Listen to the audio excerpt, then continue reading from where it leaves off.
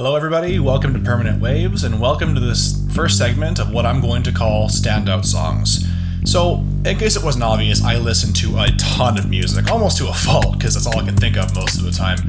And of course, when you listen to a lot of stuff, it's kind of hard to just save your thoughts for a certain podcast or save your thoughts for a certain episode. So I just want to quickly spotlight some things that I really like in the moment. And yes, I know this is primarily a channel on the album format, but that doesn't mean that every now and then you hear an album, and myself included, certain songs just stick out to you more than others, and certain ones just absolutely floor you with how either honest they are, how incredible they are, the songwriting. There's just moments, they just keep coming back to you. I'm sure we've all experienced that. We all have that one song from that one artist. It's just when a certain mood hits, a certain time of year hits, it just brings you somewhere. And this is what I want to spotlight with this channel. So welcome to Standout Songs, and hope you find something cool to listen to. So our first track I want to talk about is one that's been in my rotation quite a bit in these past few months, and that is Paradise Lost's Darker Thoughts. So Darker Thoughts was released in 2020 as the opening track for their album Obsidian, and immediately was subject to tons of critical acclaim as not only one of the band's best songs, but probably their best opener. And that's a pretty tall order considering Paradise Lost have released A, a ton of good albums, B, a ton of good songs, and C, have opened their albums with some absolute dynamite tracks that are regarded as some of the best in their discography. Like we've got Ember's Fire off of Icon, which we already discussed in this channel, Enchantment off Draconian Times, 1 Second off the 1 Second album. The list goes on. These guys have released a lot of killer opening tracks, but Darker Thoughts just absolutely floored people.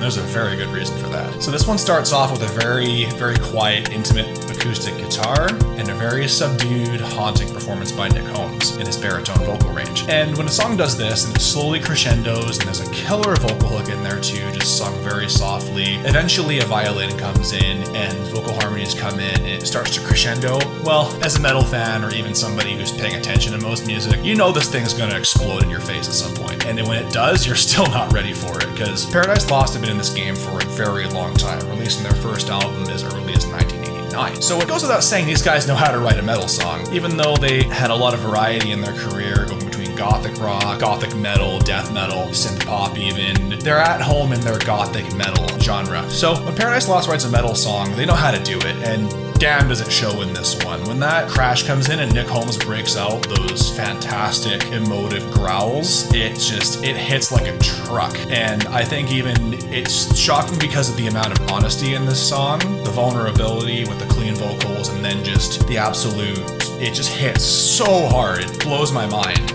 Not to mention the melody included with the guitars itself, and the drummer just absolutely nailing every beat. This is doom metal at its absolute finest. But what's amazing is that Paradise Lost, through their expertise of this craft, know when to pull back. So after those first few verses and that first chorus of Nick screaming, the band almost just pulls back completely and goes into more of a clean section. We got some great heavy bass flooring, some great tom playing by the drummer to still establish a kind of heaviness. But then Gregor McIntosh, the guitarist, does what he does best and goes into a more emotive solo lead reminiscent of David Gilmour from Pink Floyd. And that leads us into a clean bridge section where Nick once again brings out his now developed baritone vocals with a refrain right before another death grunt, and they go back into their heavy section with another growled chorus and some brutal screams. And after that chorus and another prolonged scream, we get actually uncommon in a lot of music, a minute-long instrumental outro with an absolutely gorgeous solo by McIntosh. He uses a wah pedal, he has some quiet moments, completely in line with the song. It's almost like his guitar is given a voice. It's just, those are the solos that stay with you. People who listen to Pink Floyd a lot, Comfortably Numb, remember that solo? It's like that, but metal. There's a reason McIntosh is often called the David Gilmour of doom metal. And then the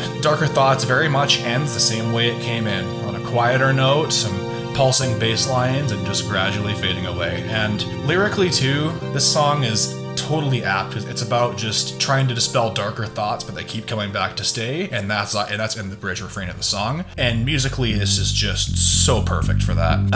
Admittedly, I'm not the best lyric analyst in the world. I mostly love the music. That's why I spent the past 4.5 minutes talking about it. But to me, it's God asked not to kill, God the sworn to kill. I don't necessarily think it's a religious connotation, but it necessarily doesn't mean that perhaps God doesn't want to kill his creations and godless, with no values, with nothing, with no reason to exist, you are sworn to kill. To kill yourself, to kill your values. This one-way street you're on is gonna get you killed kind of thing. That's my interpretation anyways. You're trying to dispel these darker thoughts, but you just can't, and they always come back to stay. And there's just how they convey that with such beautiful but oppressive music is just a testament to how good artists Paradise Lost are in their genre. And I've geeked out about Paradise Lost enough in my Icon review. These guys are phenomenal. If you haven't checked them out, please do already. And yeah, Darker Thoughts, as well as the album Obsidian, just absolutely killer record from 2020. But anyway, that's just my first segment of Standout Songs. Happy you guys are listening. Thank you so much for taking your time. Give it a try, and I'll see you next time.